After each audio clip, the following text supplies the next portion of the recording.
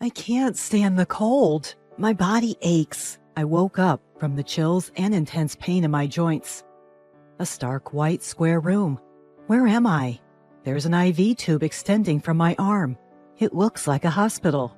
Someone is looking down at me with concern. Catherine, are you okay? I found you collapsed at home, so I called an ambulance.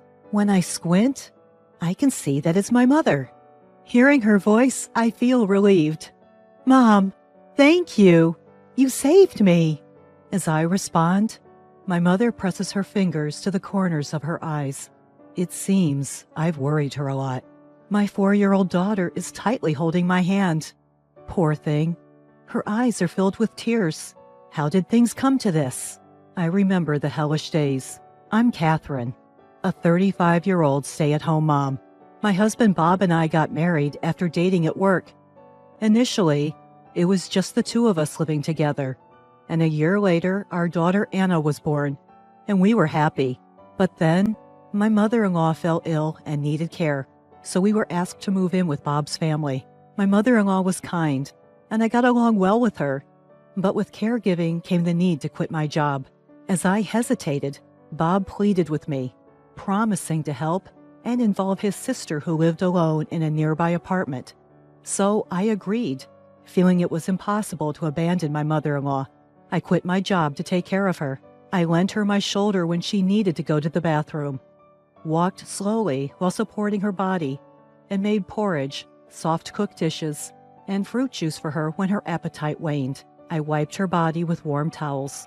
To keep her spirits up, I carried Anna on my back and took my mother-in-law out for walks in her wheelchair, trying to make her life as comfortable as possible. It was hard to watch my mother-in-law's health deteriorate as she battled her illness. Bob, who had said he would help with caregiving, seemed to have no intention of doing so and left everything to me.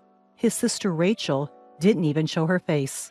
I felt deceived, but I had already quit my job, and I couldn't just leave my mother-in-law as she was. So I just endured the situation. Catherine, thank you. You're treating me better than my own daughter. I really appreciate it. My mother-in-law, a person of good character, repeatedly expressed her gratitude to me. About 6 months into this lifestyle, Rachel, who was working at a company, suddenly announced that she would move in with us. I'm worried about Mom, so I'll live here and take care of her too, she said. I thought it would be helpful if Rachel assisted, as I also had to care for young Anna. But that was naive of me. Mom, how are you feeling? Rachel would ask my mother-in-law, but she didn't actually help with her care. Preparing meals, doing laundry, cleaning, and even taking care of Rachel's share of the housework on top of my already busy schedule made my life even more hectic. Rachel didn't help with my mother-in-law's care, meal preparation, dishwashing, laundry, or cleaning. She seemed to think of me as nothing more than a convenient maid. And on top of that, she would criticize me, saying things like, Catherine, you need to give Mom more nutritious food. She won't get better eating soft food like this. My mother-in-law's body was weak, and she could only tolerate soft food. I wanted her to get some nutrition, so I served tenderly cooked meat and vegetables. Only those who take care of her would understand that. In my mind, I tell my sister-in-law Rachel to try making it herself just once. I held back from actually saying it because it would lead to a fight. That only made Rachel more arrogant. The child's crying is so annoying. I can't get a good night's sleep. Can't you make her stop? You're a failure as a mother. She complains to me every day. My daughter Anna has sensitive skin and is prone to rashes, so she sometimes cries at night due to the itchiness. I apply the medicine prescribed by the doctor, but it doesn't seem to work very well. Eventually, even my husband started saying, Aren't you going to prepare some snacks for my drinks? Rachel and I work outside, so you can relax at home. How about showing some gratitude? His sister Rachel is much younger, and he's always been indulgent with her. I thought he was a bit of a siscon, but Rachel doesn't contribute anything to the household expenses, living off of us for food and utilities. So his argument doesn't make sense. Rachel works as an employee, but brand name bags and clothes are delivered to her every day. I doubt she can afford all of that with her income alone, and I wonder how she's doing it. If she has that much money, I wish she would contribute to the food expenses, but I guess she's living with us to save on rent, utilities, and food costs. My husband talks big, but he only puts $500 into the household budget and uses the rest for his personal spending. My mother-in-law gives us $500 from her pension, so we manage somehow, but we have to be very frugal. When I tell my husband about this situation, "You're just bad at managing money. Don't nag me about it. If you don't like it, leave," he yells at me. Only my mother-in-law, who hears the terrible words my husband throws at me, defends me. "Catherine is taking care of me every day and being so kind. That's a terrible way to speak to her." But my husband, "The patient should just accept the care quietly. Don't butt into our marital issues," he replied. I thought about going back to my parents' house, but I couldn't leave my mother-in-law behind. I couldn't imagine my husband or Rachel providing any care. Also, my father passed away early, so I grew up in a single-parent household with my mother. I didn't want to disappoint my mother, who was happy about my marriage. 3 years after I started taking care of my mother-in-law, she passed away peacefully, leaving me with the words, "Thank you." In addition to mourning her loss, the verbal abuse from my husband and Rachel continued. The household budget was now just the $500 my husband provided. But when I asked him for more, "It's your poor money management," he would only yell. I had to use the money I saved when I was working to make up for the shortfall. I had set aside the money for Anna's future education. But looking back, I was barely holding myself together at the time. So when my husband and Rachel blamed me, I felt like I was in the wrong and became more submissive. My husband would say, "You're useless at everything." And Rachel would add, "That's right. You can't even do housework properly, which was your only redeeming quality. There's no point in you being alive." To that, all I could say was, "I'm sorry. I'll be more careful from now on." Only my 4-year-old Anna stood up for me. "Mommy isn't useless. Don't say such terrible things." She started standing in front of me, spreading her arms as if to protect me. I think I was living solely for Anna, trying to stay strong for her. But I lost my appetite and kept losing weight.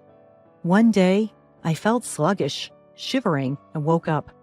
Couldn't get up, but had to make breakfast. Took my temperature. 104 degrees Fahrenheit? No way, must be a mistake. Checked again. 104.8 degrees Fahrenheit. It was correct. I heard Bob yelling, "Are you still in bed? What about breakfast?" When I told him I had a fever, he said, "Don't use your fever as an excuse. Hurry up and make food," and dragged me out of bed by my hair. I could hear Rachel's footsteps approaching. "Hey, my blouse isn't ironed. What are you doing?" I desperately got up, made breakfast, and ironed the blouse. "Look at that miserable face so early in the morning." "Seriously, you're so useless." The two of them left for work, slamming the door behind them. "Mommy, are you okay?" Anna came to me, looking worried. "I'm fine, sweetie. You must be hungry, right?" I fed Anna some bread, took her to daycare, and came back home, collapsing on the sofa. I fell asleep right away. I woke up coughing violently. Before I knew it, it was evening. In a panic, I went to pick up Anna from daycare, and she was waiting there all alone. The teacher in charge said, "I was just about to call you since you were late. You don't look well. Are you okay?" But I couldn't afford to be pampered. I took Anna home and hurriedly prepared dinner. I couldn't go shopping, so I made do with what I had. When Bob and Rachel came home, they started yelling, "What is this disgusting-looking food? Is this what I get after working hard all day?" "It looks like pig slop. The mushy appearance is just like it." "I can't eat this." With that, Bob threw the food into the trash. "It's not fair. I wasn't feeling well, but I tried my best to make it." I snapped back, but it only made Bob angrier. He fetched a bucket of water and splashed it on me. "You said you have a fever, right? This should cool you down. Rachel, we don't have to eat this terrible food. Let's go out to eat." Hearing that, Rachel happily agreed. "Yay! We get to eat something delicious today!" And the two of them left together. Anna, worried, brought me a towel. "Mommy, are you cold? Daddy is so mean." While saying that, she wiped my wet face with her tiny hands. "Thank you, Anna." And then, just like that, my consciousness began to fade. I can't stand the cold. My body hurts. I woke up shivering and in pain all over my body. A completely white square room? Where am I? There's an IV tube extending from my arm. It seems like a hospital. Someone is looking down at me with concern from above. Catherine, are you okay? I found you collapsed at home and called an ambulance. Squinting, I realized it was my mother. Hearing her voice, I felt relieved. Mom, thank you. You saved me. As I replied, my mother pressed her fingers to the corner of her eyes. It seems I had caused her a lot of worry. My daughter Anna tightly grasped my hand. Her eyes were filled with tears. But Mom, why did you come home? You rarely come, right? When I asked, Anna called me. She was crying, saying, Grandma, help! Mom won't wake up, my mother said. So it was Anna who saved me. Thank you, Anna. You called Grandma all by yourself. That's great. As I praised her, Anna remembered what she practiced with Mom. I did great, didn't I? She seemed happy. We had practiced how to call Grandma in case of an emergency many times. We had set up speed dial, so it was easy to call, but I never thought it would save me. I'm a failure as a mother for making my 4-year-old worry. I must become stronger for her, I vowed in my heart. Still, why did you endure until you got pneumonia? You were soaking wet, too, my mother asked, and I decided to tell her everything. As I finished speaking, my mother's face trembled with anger. Her lips tightly pressed together. Catherine, don't give up. Let's think carefully about what to do next and make them realize. The next day, Bob barged into my hospital room. Hey, Catherine, what's the meaning of calling the company? Just because of a fever? I answered calmly. You left me drenched after pouring water on me when I had a fever of 104 degrees Fahrenheit. Didn't you? I just reported that to the company. What? Are you out of your mind because of the fever? What's with the attitude? Bob's expression became even more menacing, but I won't back down. I'm fed up with you using me as a housekeeper and ignoring me even when I'm sick. As I retorted, don't joke around. You think you can talk like that to your husband and get away with it? He seemed ready to grab me at any moment. You always talk to my precious daughter like that, don't you? My mother spoke up from behind. Ah, mother-in-law, you're here. No, it's just a regular marital quarrel. Bob hastily tried to cover up. Expecting her to live on $500 a month and do housework even when she has a fever. What a treatment for a wife who took care of your mother. My mother continued without backing down. At that moment, my sister-in-law burst into the room. Hey, stupid wife! You told our company I got pneumonia because of my abusive sister-in-law, didn't you? It was me who called. It's the truth, isn't it? My mother said. My sister-in-law began to scream with a red face. I had a wealthy colleague who might have proposed to me, but he turned me down for dating. What are you going to do about it? She said, unable to contain her anger. Well, you have a ton of overdue bills, don't you? Aren't you almost bankrupt? You may want to marry someone and saddle them with your debt, but that's not right, I replied, hitting a nerve as she glared at me. You better be prepared since it's your fault that Rachel and I were humiliated at work. I used to be intimidated by such remarks, but now I could calmly look at Bob and argue back. I intend to divorce you. I don't need to prepare for anything since we're cutting ties, I told him. Bob's face turned red, and his fists trembled with anger. Seeing his reaction, my mother sternly said, I'll take in my daughter and granddaughter. I'll demand proper compensation for the pain you caused my daughter, as well as child support for Anna. I can't believe I didn't realize you're such a terrible man. You old hag. If you show weakness, you'll just take advantage of it. I'll make you suffer, Bob shouted, raising his fist to threaten my mother. At that moment, someone from behind said, That's quite an aggressive way to talk. Bob's face paled as he saw who it was. Mr. President, what brings you here? The one who appeared was the president of the company where Bob and I used to work. Actually, he was a close friend of my late father, and he reached out to me when my father passed away, helping me out in various ways since then. When I consulted him about Bob, he immediately stepped in. I heard everything you said to your wife and mother-in-law in the hallway. I'm disappointed in you. I'll reconsider how you're treated at the company from now on. You should be the one to prepare yourself. What?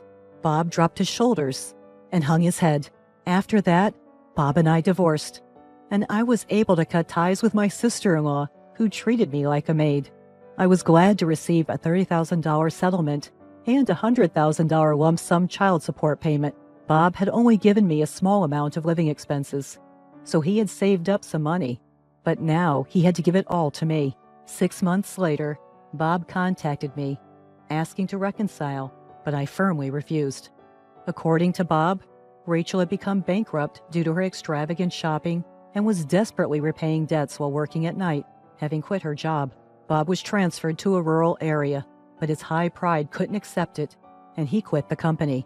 He is now struggling to make ends meet with multiple part-time jobs, and as neither Bob nor Rachel do any housework, their home has become cluttered and a garbage house, with complaints from the neighbors. It's not my problem that he wants me to come back and fix things. I am living peacefully and happily with my mother and Anna. The president of my former company, who had helped me, invited me to work there again, so I'm thinking of rejoining. From now on, I want to live my life firmly for Anna's sake.